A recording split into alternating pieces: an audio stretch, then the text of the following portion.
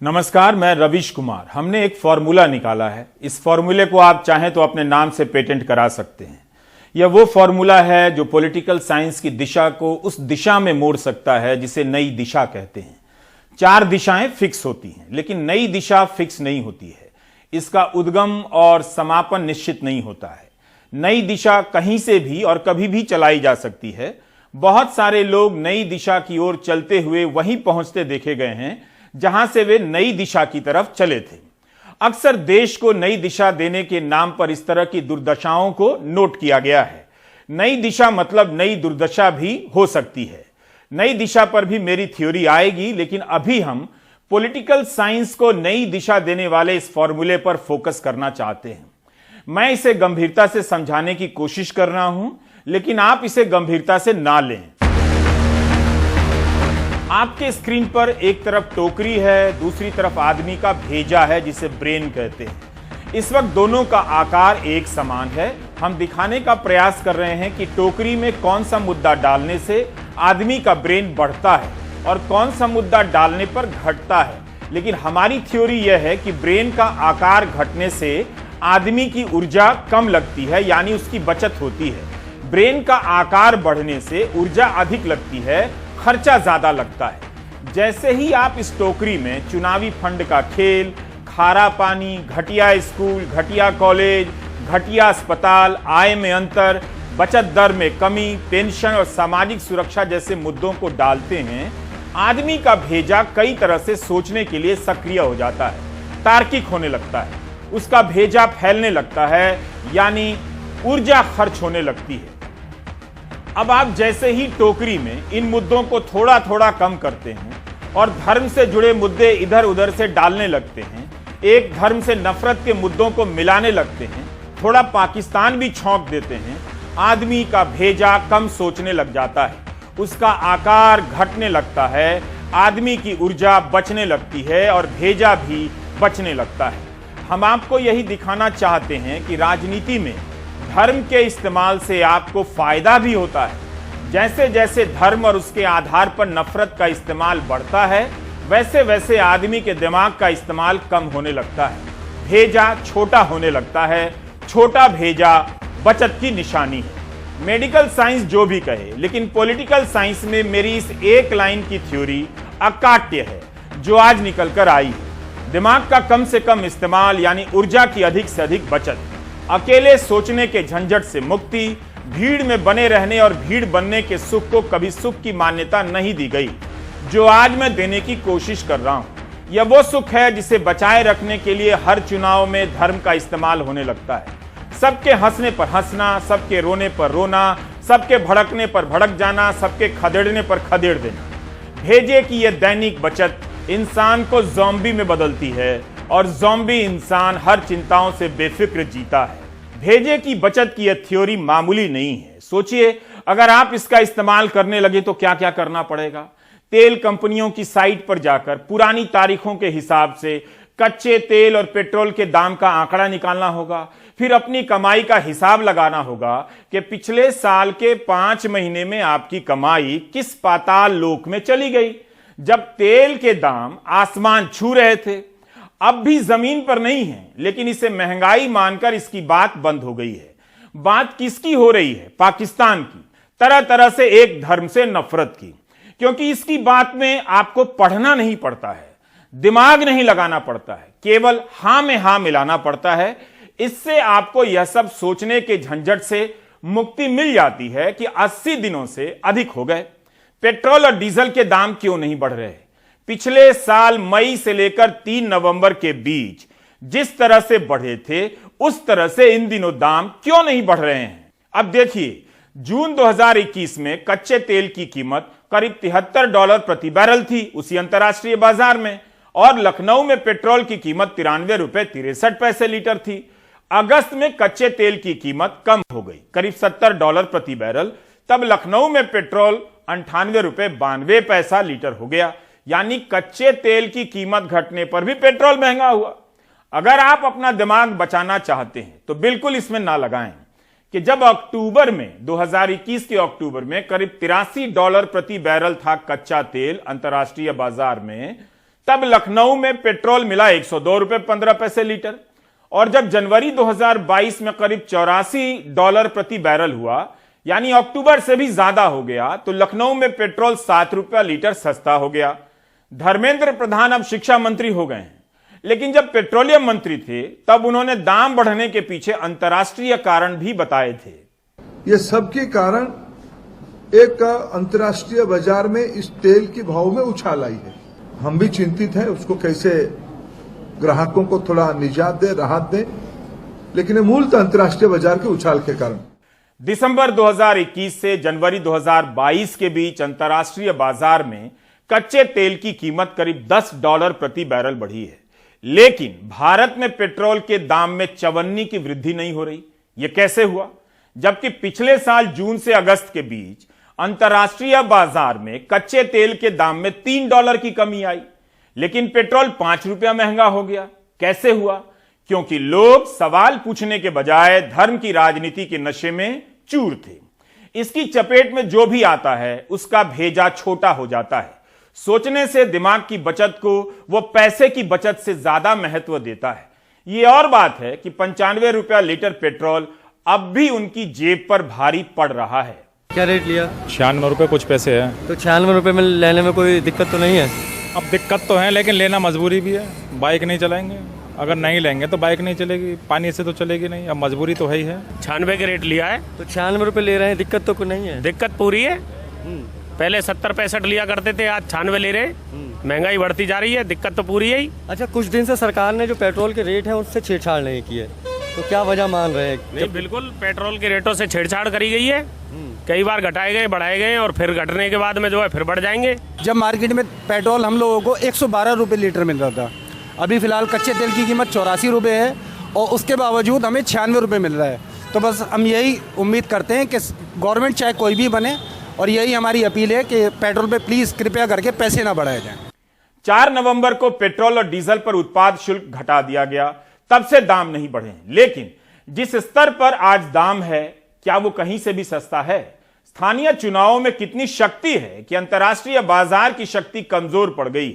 लोग बात नहीं कर रहे हैं, शायद दर्द का पता नहीं चल रहा है, क्योंकि जैसे ही दर्द महसूस होता है धर्म का मुद्दा आ जाता है, भेजा छोटा हो जाता है। बहुत हुआ, हिंदू मुस्लिम होगा सिर्फ युवा। अब रोजगार की बात करो, सिर्फ रोजगार की। हिंदू मुस्लिम बंद करो। यह वीडियो सोमवार का है, पटना रेलवे स्टेशन का। ये नौजवान इसलिए यहां इस तादाद में जमा हो गए क्योंकि इन्होंने सोचना शुरू कर दिया। धर्म के नाम पर परलोक की चिंता छोड़ नौकरी के नाम पर इस लोक के दुखों के बारे में सोचने लगे।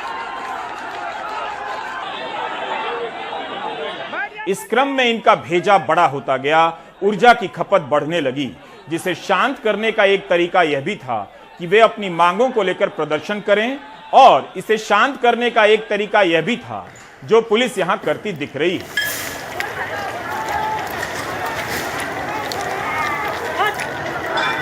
ये कभी स्वीकार नहीं करेंगे, मगर इन्हें पता है कि धर्म के नाम पर नफरत वाली मीम फॉरवर्ड करते वक्त इनका सीना कैसे चौड़ा हो जाता है। ये चाहते हैं कि मीडिया इस वीडियो को दिखाए, लेकिन आप यहां दिख रहे एक एक जवान से पूछिए कि जब ये मीडिया देखते हैं तो क्या देखते हैं? नफरती बहस देखते हैं या रोजगार की खबरें भी पढ़ते हैं?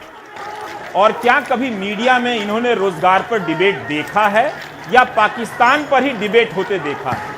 हम लोग के देखिए सर, जो एनटीपीसी में हम लोग से धांधली हुआ है, हम लोग को जब तक रेलवे चेयरमैन जब तक नहीं हम लोगों को सुधार करता, जब तक हम लोग का आंदोलन जारी रहेगा। हम लोग का 70 नंबर रहते हुए भी रिजल्ट नहीं हुआ, 78 नंबर रहते हुए रिजल्ट नहीं दिया। एनटीपीसी में बताइए कौन सा नियम रेलवे बोर्ड लाया है? बताइए, हम इस रेलवे बोर्ड से पूछना चाहते हैं। बात आती है चुनाव कराने की, या फिर बात आती है जब एग्जाम लेने की, तो एग्जाम में देरी, पर चुनाव में देरी नहीं। क्यों? क्योंकि वो उनका अपना काम है, तो अपना काम में कोई देरी नहीं चाहता है। गवर्नमेंट हम लोग को भीख नहीं दे रही है, मेहनत करके हम लोग ने मार्क्स लाया था। अपना मन से गलत क्वेश्चन के बदले 5 क्वेश्चन काट दिया गया। ये गलती कहाँ से हो रहा है? देखिए, क्वेश्चन पेपर जो सेट किए थे ना, क्वेश्चन में ही गलती था। 5 क्वेश्चन मतलब 95 क्वेश्चन था, तो जो 5 क्वेश्चन गवर्नमेंट ने गलती किया, निकम्मा सरकार जा रहा है। उसमें जो 5 क्वेश्चन गलती किया, उसमें मेरा क्या गलती है?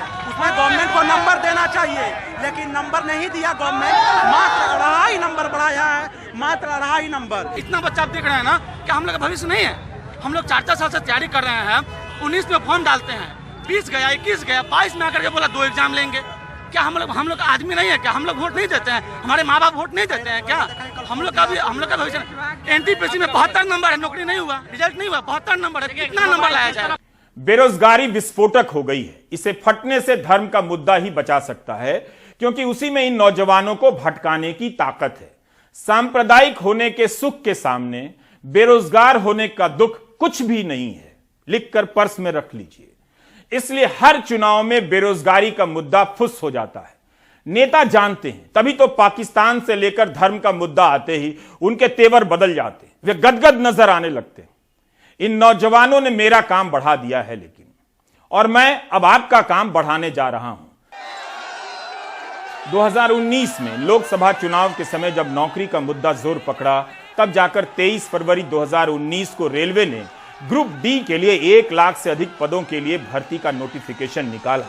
इस परीक्षा के लिए 1 करोड़ से अधिक छात्रों ने फॉर्म भरे। 2 साल तक परीक्षा नहीं हुई। फरवरी 2021 में राज्यसभा में तब के रेल मंत्री पीयूष गोयल जवाब देते हैं कि इसके लिए परीक्षा कराने वाली एजेंसी नियुक्त की गई। 2 साल बीत जाने के बाद तक वे एजेंसी नियुक्त करने की बात कर रहे थे। पीयूष गोयल के इस बयान के करीब 1 और साल बाद रेलवे ने इस साल 24 जनवरी को एक नोटिफिकेशन जारी किया है कि अब इसकी परीक्षा 15 और 7 मार्च को होगी, लेकिन 2 चरणों में। पटना में रेलवे की परीक्षा के ये उम्मीदवार देरी के कारण के अलावा इस बात से भी भड़क गए। उन्हें लगा कि 2 चरणों के नाम पर परीक्षा को फिर से लटकाने की कोशिश हो रही है। 3 साल इंतजार करवाने के बाद हमें ये बताया जाता है कि आपका CBT 2 भी होगा। बताओ ये कौन सी मानसिकता है? हम 3-3 साल इस वैकेंसी का इंतजार कर रहे हैं। 3-3 साल वैकेंसी होने के बाद हमें ये बताई जा रही है कि आपका CBT 2 होगा, तो और वो भी एग्जाम से 1 महीना पहले। हमने इसमें क्या नहीं देखा, हमने इस वैकेंसी के लिए क्या नहीं करा। परिवार के ताने सुने, 10-10 बार ट्विटर कैंपेनिंग करी है, और उसके बाद हमें ये बताया जाता है कि भाई आपका CBT 2 होगा, बस और कुछ नहीं है। ये वैकेंसी 2024 तक ले जाने का एक फॉर्मूला है और कुछ नहीं है। माननीय रेल मंत्री महोदय, आपसे विनम्र निवेदन है कि जो रेलवे ने अपनी दोषपूर्ण नीतियों के चलते CBT 2 का आयोजन कर दिया 10th लेवल ग्रुप डी के एग्जाम में, वो हमारी समझ से परे है। आखिर क्यों लेवल 1 के एग्जाम में CBT 2 का आयोजन रखा गया है? इससे सिर्फ कुछ फायदा नहीं होने वाला है, इससे सिर्फ विद्यार्थियों का समय बर्बाद होगा। आखिर 3 साल हो चुके हैं, वैकेंसी निकले, उसके 3 साल हमारे बर्बाद हो गए। आखिर रेलवे मंत्रालय क्यों चाहता है कि 2 साल और बर्बाद हो? 19 से तैयारी कर रहे रेलवे की, 3 साल हो गए, अभी तक कुछ नहीं, और 2 साल और करे यदि CBT 2 हुआ तो पता नहीं कब तक ज्वाइनिंग होगी। व्हाट्सएप यूनिवर्सिटी पर जब आप NRI अंकिलों और रिटायर्ड अंकिलों से पूछेंगे तो यही कहेंगे कि सरकार सबको नौकरी नहीं दे सकती है, ये नकारे नौजवान हैं। जबकि हम यहां पर बात कर रहे हैं सरकार ने जितना कहा है अब तक उतनी नौकरी क्यों नहीं दी है। कोरोना के समय ही इस देश में अनेक परीक्षाएं हुई हैं और पूरी हुई हैं। फॉर्म भरकर ये नौजवान 3 साल से घर बैठे हैं। ग्रुप डी और NTPC की परीक्षा को लेकर बिहार में पटना के अलावा कई शहरों में भी प्रदर्शन हुए हैं। यह बक्सर का वीडियो है जहां बड़ी संख्या में नौजवानों ने रेलवे लाइन पर जाम लगा दिया। नालंदा से भी इसी तरह की खबर है। यह वीडियो प्रयागराज का है जहां बड़ी संख्या में रेलवे की परीक्षा देने वालों ने प्रदर्शन किया। इस परीक्षा में यूपी से भी लाखों की संख्या में छात्र बैठते हैं। क्या यूपी चुनाव के कारण 15 और 17 मार्च का डेट निकला है? 2019 में लोकसभा चुनाव था तो फॉर्म भरने का डेट आया। 2021 में चुनाव है तो परीक्षा का डेट निकला है। क्या सरकार तारीखों के जरिए इन नौजवानों से मजाक कर रही है? बिल्कुल सीधी सी 2 मांगे हैं केंद्र सरकार से, जिसके लिए हमने रेल मंत्री जी को पत्र भी लिखा कि NTPC के CBT 1 के परिणाम में 20 गुना रोल नंबर्स नहीं 20 गुना यूनिक कैंडिडेट्स का सिलेक्शन किया जाए और उनको CBT 2 में बैठने का अवसर मिले, और ग्रुप डी की परीक्षा में CBT 2 को इंट्रोड्यूस करके भर्ती प्रक्रिया को और लंबा ना किया जाए। इन मांगों पर तो कोई उत्तर नहीं मिला, लेकिन सरकार ने रेलवे के जरिए नोटिस जारी करके प्रदर्शनकारियों को ही धमकी दे दिया। मेरा बस इतना कहना है कि प्रदर्शन के नाम पे अगर कोई हिंसा करता है तो आप बेशक उन पे कार्रवाई करिए, लेकिन पूरे प्रदर्शन को हिंसक बताकर सरकार के पास ये कोई अधिकार नहीं है कि बेरोजगार युवाओं के विरोध करने के लोकतांत्रिक अधिकार को छीन ले। बेरोजगार युवा आपसे नौकरी के अवसर मांग रहे हैं प्रधानमंत्री जी, धमकियां नहीं मांग रहे हैं। इन प्रश्नों के बारे में बात करना, दिमाग का अधिक से अधिक इस्तेमाल करना है। जो दर्शक अभी अभी जुड़े हैं उनके लिए हम फिर से यह एनिमेशन दिखा रहे हैं कि किस तरह जनता के मुद्दों पर विचार करने से, बहस करने से ऊर्जा की खपत बढ़ जाती है और भेजे का आकार बढ़ने लगता है। जितना ज्यादा सोचेंगे उतना ज्यादा भेजा बढ़ेगा, उतनी अधिक ऊर्जा लगेगी, उतनी अधिक परेशानी होगी और नींद कम आएगी। ध्यान रहे, आपकी ऊर्जा सीमित है, ज्यादा खर्च करेंगे तो सूख के लकड़ी हो जाएंगे। इसकी जगह जितना ज्यादा राजनीति में धर्म के बारे में सोचेंगे, धर्म के नाम पर नफरत करेंगे, आपके दिमाग का इस्तेमाल कम होगा, भेजे का आकार छोटा होगा और ऊर्जा की खूब बचत होगी। आप फूल के थुलथुल हो जाएंगे। कोरोना से दूसरी बार नेगेटिव होते ही मेरे अंदर यह पॉजिटिव बदलाव आया है, तभी यह थ्योरी निकलकर आई है। क्योंकि आप देखेंगे कि एक वादे या दावे का पता करने में कितनी मेहनत लग जाती है। सुबह से टाइप किए जा रहा हूं, जबकि आज भी कई नेताओं ने ऊट पटांग बयान दिए हैं, कई नेता खदेड़े गए हैं, कुछ दूसरी पार्टी में चले गए हैं। इन सब पर प्रोग्राम करने में 5 मिनट भी नहीं लगता, 5 मिनट भी नहीं, और 5 रुपया भी नहीं, और लाखों लोग देखने भी आ जाते हैं, क्योंकि दर्शक को सनसनी चाहिए। गनीमत है कि प्राइम टाइम के दर्शक इस भीड़ से अलग हैं, लेकिन जिस तरह के वीडियो देखने और फॉरवर्ड करने का जो माहौल है, उससे आप खुद को कितना बचा लेंगे। 23 जनवरी नेताजी का जन्मदिन है, कम से कम इस दिन जो कहा जाए उस पर कायम रहना चाहिए। तो 23 जनवरी 2019 को तब के रेल मंत्री पीयूष गोयल के दफ्तर से कुछ ट्वीट हुए, पहले उसे देखते हैं। पीयूष गोयल लिखते हैं कि पिछले वर्ष हमने 1.5 लाख लोगों को नौकरी देने का अवसर प्रदान किया था। अगले 2 वर्षों में सेवानिवृत्ति से होने वाली वैकेंसी और अन्य स्थानों के लिए कुल मिलाकर 4 लाख लोगों को नौकरी का अवसर रेलवे देने जा रहा है। तो एक प्रकार से 4 लाख नई नौकरियां रेलवे अकेले देने जा रहा है। 2019 में तब के रेल मंत्री ने कहा कि अगले 2 साल में 4 लाख नौकरियां दी जाएंगी। क्या रेलवे ने इतनी नौकरियां दे दी? 3 साल बीत गए। वैसे तो गोयल साहब का एक और मशहूर बयान है कि 1 साल के भीतर रेलवे के इकोसिस्टम में 10 लाख नौकरियां पैदा हो सकती। खूब हेडलाइन छपी। 10 फरवरी 2021 को राज्यसभा सांसद ई करीम के एक सवाल से कई बातें निकलकर आईं।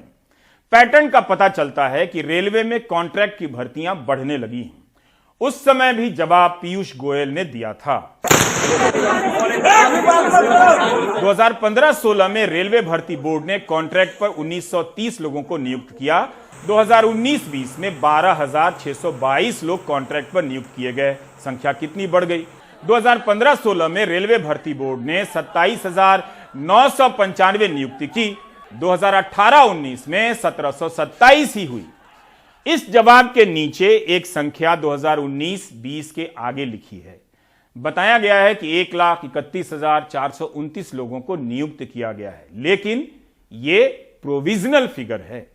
इससे यह साफ नहीं होता कि इतनी नियुक्ति हो गई है या होने वाली है। क्या जो परीक्षा अभी पूरी नहीं हुई है उसका भी आंकड़ा इसमें जोड़ दिया गया है प्रोविजनल बताकर?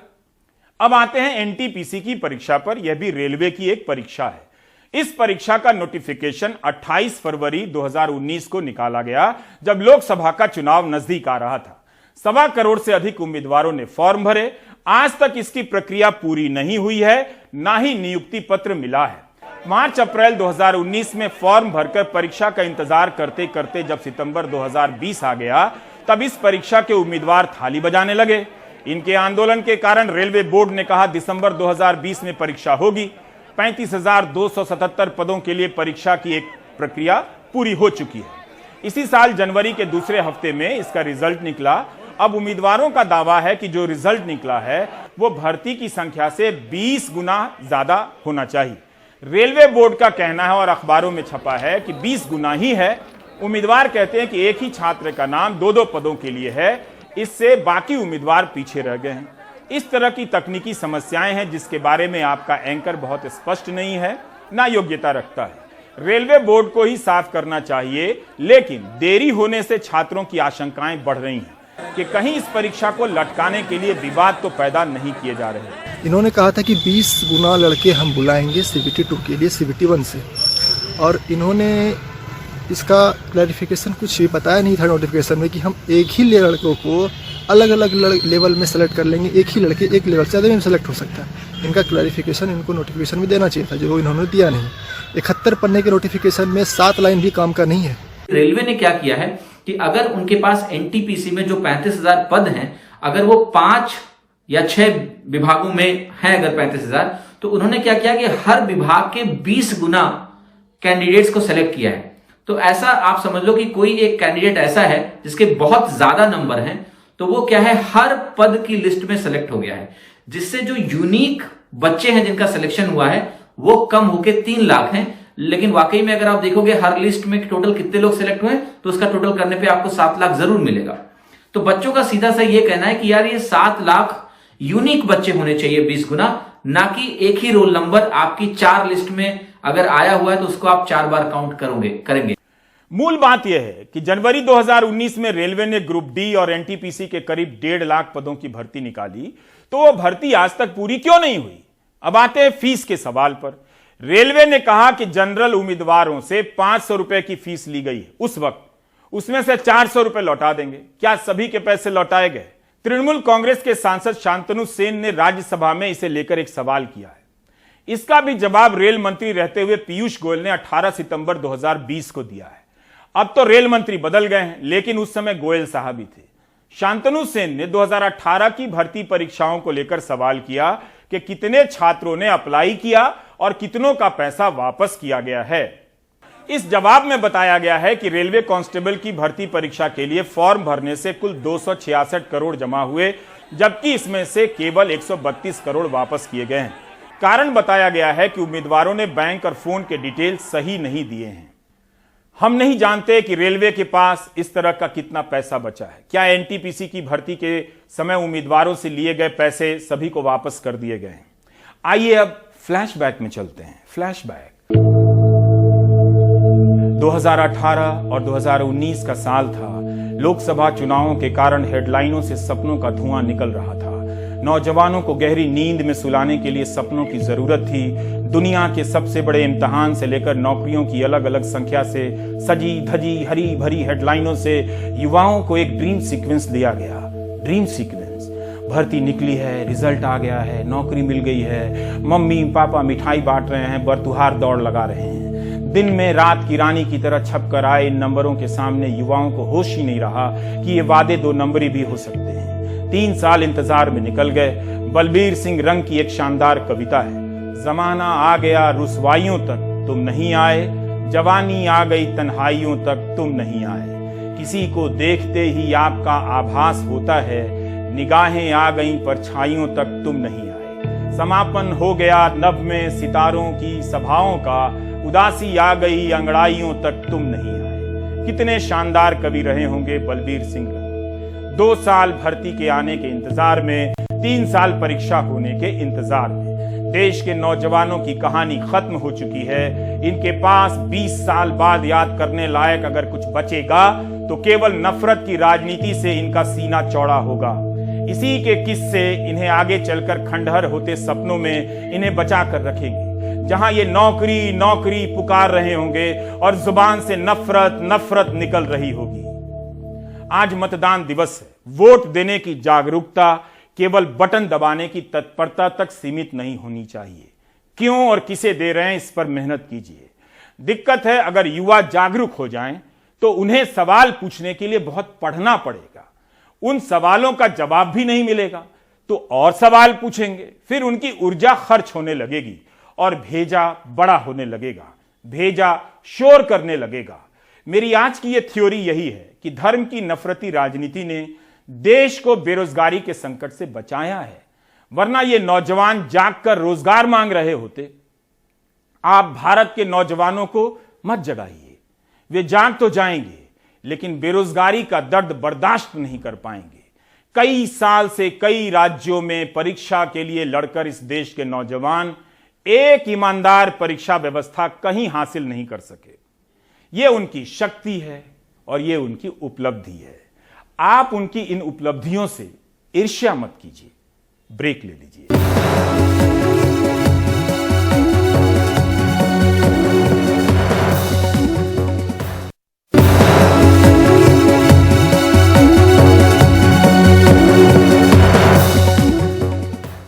कोरोना के नाम पर स्कूली शिक्षा को जिस तरह से बर्बाद किया गया है, उसका हिसाब न तो लिया जाएगा न दिया जाएगा।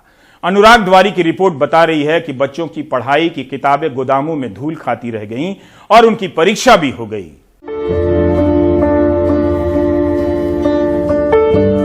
पढ़ के बता सकते हो क्या लिखा है? नहीं पढ़ते। कुछ भी पढ़ सकते हो उसमें से? आपने बहुत सारे इसमें आंसर्स लिखे हैं। नहीं आते पढ़ते। पा। हाँ। ना। ना। ठीक है। उत्तर पुस्तिका आपको मिली थी, आपने कहाँ से ये पढ़ाई किया था और किस तरह से आपने इस उत्तर पुस्तिकाएं भरी है? ये हमने मोबाइल में से। चीटी रानी ना खाती। अगर है ना किताबें जल्दी मिल जाती तो है ना पढ़ाई में दिक्कत नहीं आती। वर्कशीट दी है कुछ पर भरने के लिए। हाँ। क्या बोला इसमें? मैं बोला है कि ना इस पेपर को भरना है। रशीदिया कॉन्सेप्ट स्कूल बरखेड़ी में 5वीं के छात्र अतुल प्रतिभा पर्व की तैयारी में जुटे हैं। प्रतिभा पर्व का मकसद शिक्षा की गुणवत्ता की सही जानकारी लेना है। परेशान है किताबें देरी से मिली। वैसे स्कूल कहता है ऐसे 1-2 बच्चे ही हैं। 1-2 बच्चे ऐसे हो सकते हैं जो कि कोविड के दौरान स्कूल नहीं आए या पेरेंट्स की बिना सहमति के वो नहीं बुला पाए। उन बच्चों को छोड़ के बाकी लगभग सभी बच्चों को समय पर किताबें दी गई हैं। तो प्रतिभा पर्व की तैयारी में बच्चे डूबे हैं, लेकिन कितने तैयार हुए ये जानने भोपाल से हम आगर मालवा भी पहुंचे। एनडीटीवी की टीम ने जब जानकारी ली तो पता लगा कि भोपाल से निकली रंग बिरंगे पुस्तकें बच्चों की पहुंच से दूर सरकारी दफ्तरों में जमा पड़ी हैं। जिन किताबों से बच्चों का मुस्तकबिल संवारने के दावे हो रहे हैं, उन्हीं किताबों के ढेर में तालीम के फलसफे दबे नजर आ रहे हैं। ऐसे में बच्चों ने किस स्तर पर अध्ययन किया होगा, ये जानने हम जिला मुख्यालय पर शासकीय स्कूल पहुंचे। 6ठी में पढ़ने वाले अल्ताफ ने सारे जवाब तो कॉपी में लिखे हैं, लेकिन सुनिए पढ़ा कैसे और लिखा कैसे। पढ़ के बता सकते हो क्या लिखा है? नहीं पढ़ते। तो आपको किसी ने घर पे मदद की थी? हाँ। किसने? हमारी बहन ने। लिखने में और उत्तर बताने में? हमारी बहन ने बताया। कितना आता है आपको बगैर देखे? आता है कुछ जानकारी? देखे नहीं आता है। इससे संबंधित जो वीडियो थे हमारे पास में, उनके माध्यम से हमने थोड़ी जानकारियां बच्चों को दी। बाकी पुस्तकें हमारे पास उपलब्ध नहीं थी, इसलिए हम पुस्तकों के माध्यम से शिक्षण नहीं कराने में असमर्थ थे। 22 जनवरी को हमको शनिवार को प्राप्त हुई है किताबें। आज से हमारे यहाँ ये हर स्कूल में चली जाएंगी।